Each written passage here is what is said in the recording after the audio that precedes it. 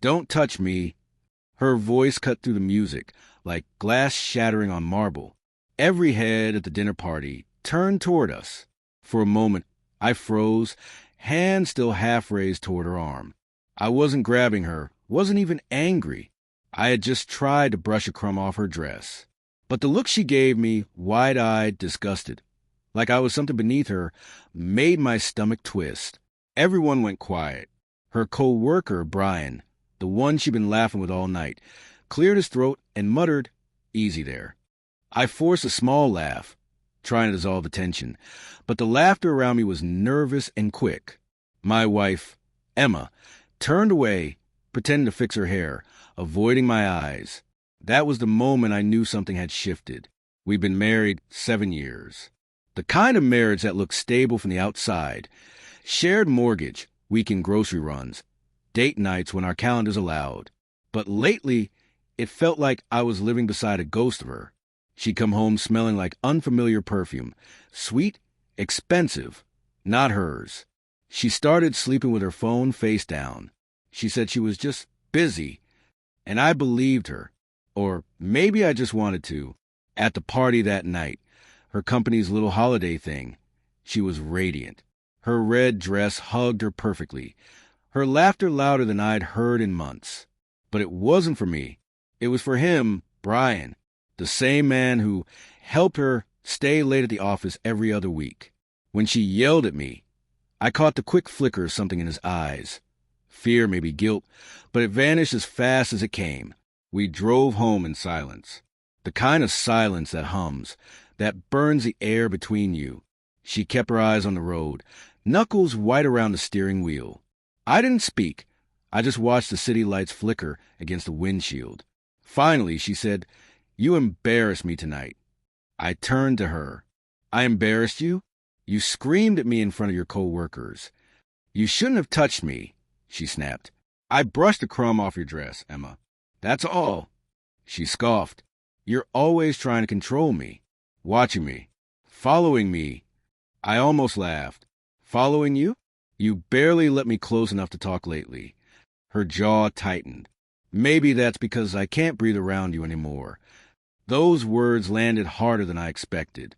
Not because of what she said, but how easily they came out. That night, she slept in the guest room. I lay awake, staring at the ceiling, my mind running in circles. Control. That was her excuse. But deep down, I knew what she meant. She didn't want space. She wanted escape. And I'd been giving her all the space she needed without realizing it. The next morning, I made coffee like I always did. 2 mugs, one with oat milk, the way she liked it. She came downstairs dressed for work, hair tied back, no eye contact. "Coffee's ready," I said softly.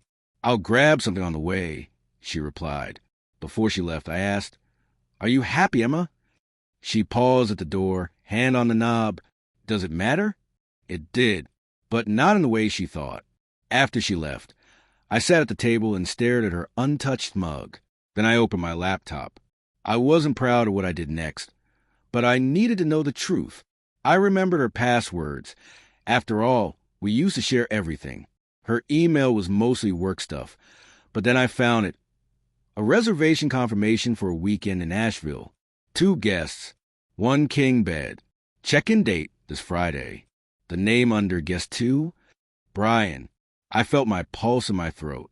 My fingers trembled as I stared at the screen. It wasn't shock, really. It was relief. Finally, the truth had a name. That evening, I didn't confront her.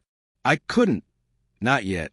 Instead, I played along, asked her about her day, nodded when she lied about an upcoming conference. I watched her smile fade whenever I lingered too long on her eyes. And then I made my plan. If she wanted space, I would give her more than she could ever handle. On Friday morning, she left early with a suitcase she said was for work. I kissed her cheek. She didn't kiss back. As soon as her car disappeared down the street, I grabbed my keys and drove to the cabin listed in the reservation email. It was only a few hours away.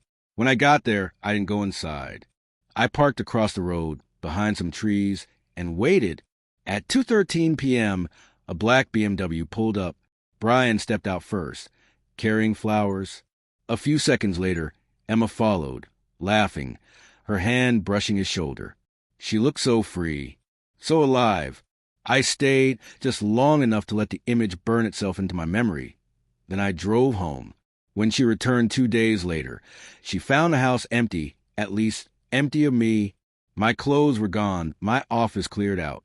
On the kitchen counter sat an envelope with her name on it. Inside were 2 things: the printed hotel reservation and a note that said, "You don't have to yell anymore. You finally have all the space you wanted." I moved out that day, filed for separation the next. I didn't answer her calls, though she tried, twice the first week, then never again. It's been 4 months now. Sometimes I still think about that night, the way everyone stared, the way her voice cracked the air.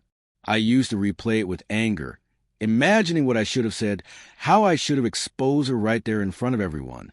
But lately, I've stopped doing that, because I realized something. She didn't humiliate me that night. She revealed herself.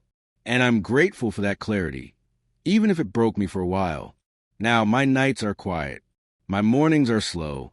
I take my coffee alone, 1 mug, no oat milk.